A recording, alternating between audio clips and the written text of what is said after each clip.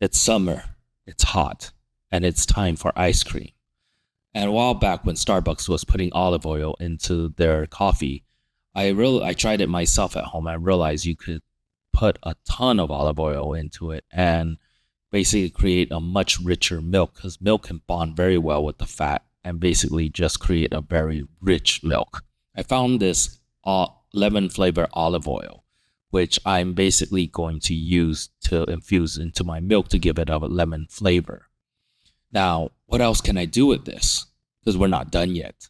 And I decided to push the limit. And I decided to experiment by making it into a gelato, which has even more fat content from the egg yolk.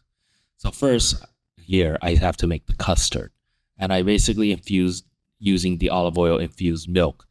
I blend it with the egg yolks and I temper it together and I basically made custard. Now I put it in the fridge to cool it down and I get to the other portion, which is the whipped cream.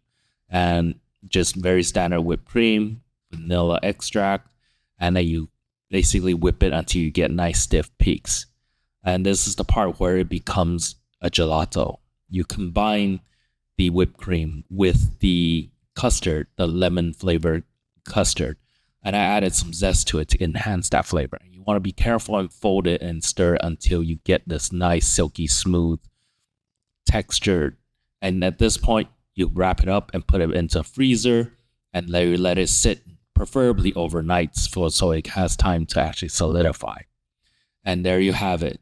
You have gelato. And it's a very strong lemon flavor and it tastes a little bit like lemoncello.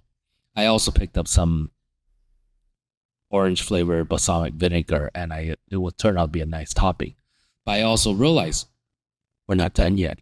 We can also make it savory. It goes very well with lemon ikaru, which is salmon roll with some chives. You could also top it off with some uni for even more rich and fattiness.